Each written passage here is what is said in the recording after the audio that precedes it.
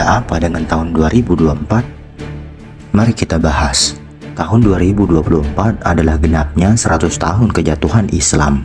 Kali terakhir pemimpin Islam pada tahun 1924. Di waktu itu, di suatu malam di perpustakaan Istana Konstantinopel, seorang lelaki tua sedang khusyuk membaca ayat suci Al-Quran. Beliau adalah Khalifah Abdul Majid II, pemimpin ke-37 dari dinasti Utsmaniyah. Khalifah Abdul Majid II naik tahta setelah sepupunya Sultan Mehmed VI dibuang ke Malta. Sultan Mehmed VI Wahiduddin dicopot, Kesultanan Utsmaniyah dihapuskan, Republik Turki dideklarasikan, kepemimpinan resmi dicabut dari Wangsa Utsmaniyah, namun jabatan khalifah masih dipertahankan. Abdul Majid II hanya dijadikan sebagai simbol pemimpin agama dan tak lagi bergelar sultan. Setelah mendapatkan restu dari sekutu, pemimpin Turki diambil alih oleh Presiden Mustafa Kemal Atatürk. Dan pada akhirnya kalangan sekuler ini juga bernafsu untuk menendang sang khalifah. Khalifah Abdul Majid terkadang memakai sorban moyangnya, Sultan Muhammad Al-Fatih, di depan publik. Pedang Sultan Sulaiman Al-Kanuni yang pernah membuat gentar jagat Eropa juga terkadang dibawanya. Di masa kedua moyangnya itulah Daulah Utsmaniyah berada di puncak kegemilangan dan kejayaannya. Hal itulah membuat Mustafa Kamal berang. Hak-hak istimewanya dicabut dan dia dilarang keluar menunaikan sholat di masjid. Puncaknya dikala tentara muda dikirim Mustafa Kemal untuk membawakan sepucuk surat untuknya. Surat itu yang bertuliskan kelak akan membuat shock umat Islam di seluruh penjuru dunia. Khilafah Utsmaniyah akan dihapuskan dan Abdul Majid II diperintahkan pergi. Mustafa Kemal menganggap khilafah sebagai tumor dari abad pertengahan yang harus dibuang dan disingkirkan. Awalnya khalifah menolak, namun terpaksa menerima keputusan yang disahkan oleh Majelis Nasional itu. Setelah militer yang dikirimkan Mustafa Kemal, mereka mengancam dan mengintimidasi keluarga dan staf istana dengan senjata. Keesokan harinya, sebelum fajar menyingsing di ufuk timur, Abdul Majid II beserta keluarganya bergegas pergi. Anak cucu keturunan Sultan Muhammad Al-Fatih ini diasingkan dan dibuang ke Swiss. Beberapa hari setelahnya, terbit koran Cumhuriyet yang didirikan oleh sahabat dekat Mustafa Kamal.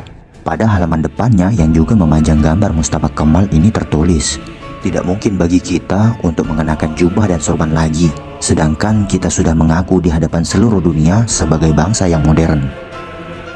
Mereka sebenarnya bukan sekedar ingin menghapus jubah dan melarang sorban, namun sejatinya mereka berkeinginan memadamkan cahaya Islam untuk selama-lamanya. Khilafah Utsmaniyah pada masa-masa kejayaannya merupakan benteng perlindungan umat Islam, sekaligus penjaga tiga tanah suci, yaitu Mekah, Madinah, dan Baitul Maqdis di Palestina. Dan di dalam hadis yang sahih, Rasulullah SAW berjanji, di setiap 100 tahun Allah akan menghantar seorang mujadid. Apa itu mujadid? Mujadid dalam bahasa Arab itu artinya pembaharu. Adakah mujadid itu adalah Imam Mahdi? Tidak mustahil beliau, karena bisa jadi personal ataupun sebuah kelompok yang akan memperbarui agama. Memperbarui dalam segi apa? Bisa jadi dalam teknologi ataupun keluar hukum-hukum baru. Wallahu a'lam seperti apa caranya. Dan apakah itu semua bisa terjadi di tahun 2024? Sekali lagi, wallahu a'lam.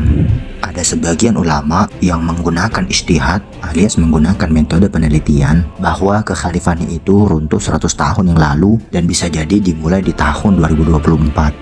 Apakah itu akan terjadi? Sekali lagi saya katakan, wallahu a'lam. Tetapi seperti yang kita ketahui, sudah banyak tanda-tanda kiamat yang bermunculan. Salah satunya di tanah Arab, yang mana tanah Arab yang dulunya gersang, sekarang kian menghijau ditumbuhi rerumputan. Karena mengikut hadis Imam Ahmad, kita sekarang di fase keempat, yang dimana akan munculnya Imam Mahdi, Dajjal, dan dilepaskan Ya'juj Ma'juj. Mereka akan bermunculan di fase keempat yang kita duduki sekarang. Bukankah kita patut gembira jika Imam Mahdi muncul? Selepas munculnya Imam Mahdi 6 hingga 7 tahun, maka selepas itu akan muncullah Dajjal yang sebenarnya. Wallahu a'lam bishawab. Teman-temanku sekalian, tugas kita saat ini adalah memperbaiki diri dan mempersiapkan amunisi. Karena kiamat yang sesungguhnya adalah kematian bagi diri kita sendiri.